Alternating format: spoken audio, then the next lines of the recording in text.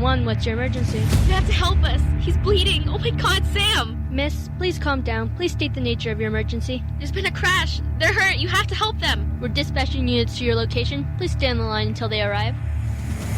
In a world where regrets are common, I was ignorant to a lot of little things that nearly cost me my life.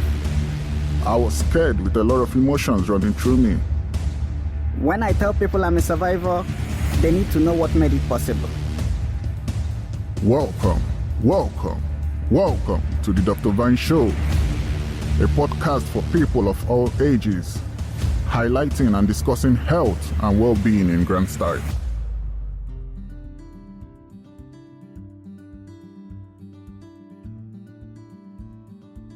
Welcome to another brand new episode. In this episode, we shall find out why is there a mutated strain of COVID-19 and the SARS-CoV-2 virus, and how dangerous is it?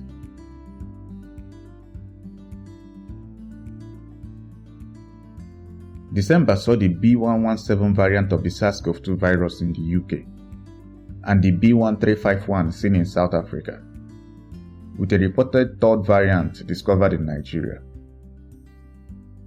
This brings up the question, what is a mutation? Why are there mutations? And how dangerous are the mutations?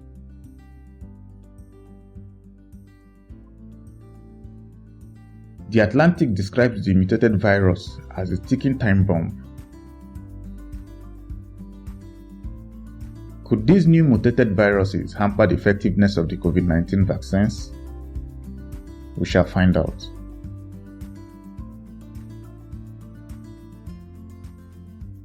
First identified in the UK, where the COVID-19 disease was spreading rapidly, it was confirmed the new mutated strain made transmission to another person easier.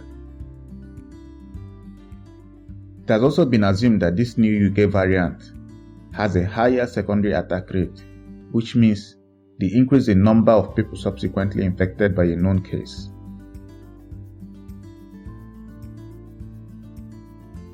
And people infected with this variant have a higher viral load, and has been assumed to be 50 to 70% more transmissible than the original SARS-CoV-2 virus. This variant has also been labeled the immune eluder, as it may be better at eluding our immune systems.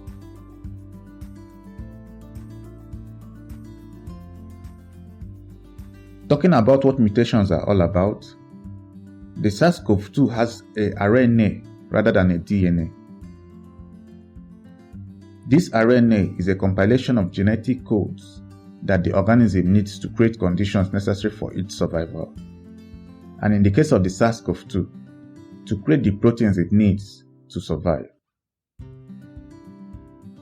When there is a disruption in this genetic code, a mutation has occurred.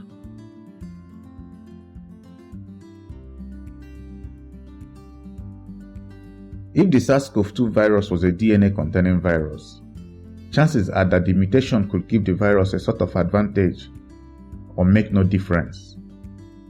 But in cases of RNA viruses, mutations almost always weakens the virus.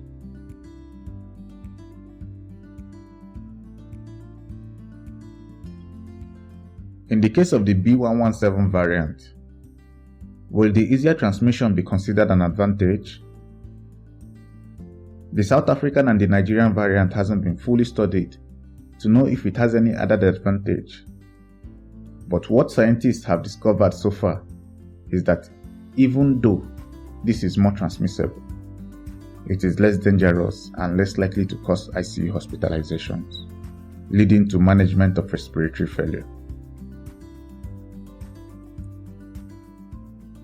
But this does not explain why Nigeria is recording more COVID-19 hospitalization cases than in the first wave of the pandemic. And this also does not explain why the UK is seeing more ICU hospitalizations.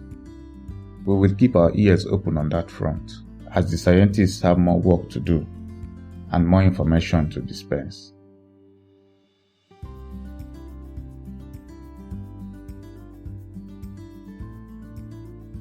What effect does a mutation mean for a vaccine? Just as the rhino and adenoviruses that cause the flu and common colds are respiratory viruses, so is SARS-CoV-2.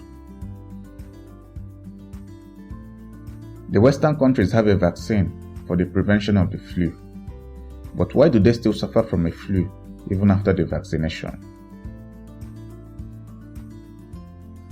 These viruses have a constant mutation sequence, which makes preventing them a big scientific challenge. And with this new development of SARS-CoV-2 mutations, it might be harder for the vaccinations to control them. In 2002, SARS-CoV-1 virus was a virus that proved dangerous, but spread only after the carrier became symptomatic, and so it could easily be controlled, compared to SARS-CoV-2.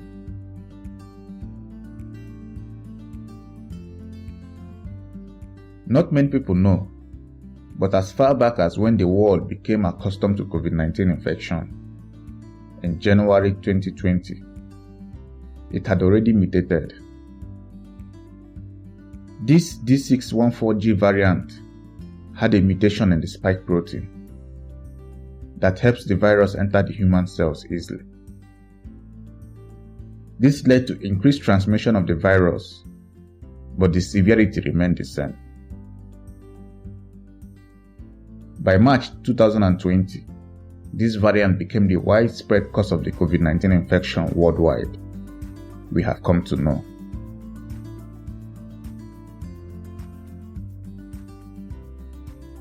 What we can be sure of is that the longer COVID-19 infection persists globally, the more mutations will occur. The good news is that SARS-CoV-2 mutates slowly. Scientists are noting that human behavior is currently driving the pandemic on, and not the new mutations. And so, if safety measures can be added to, mask wearing, physical distancing, sanitations and environment, then this will control the pandemic more than any other measure.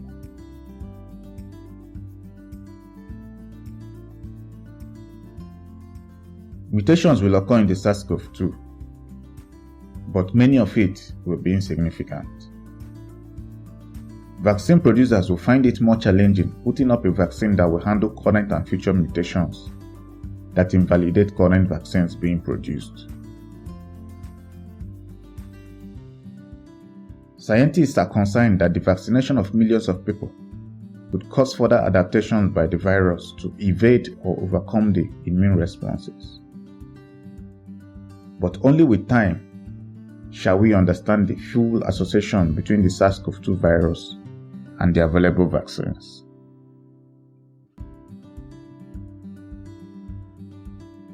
Till next time, tune in to the next exciting eye-opening episode. I remain Dr. Vine.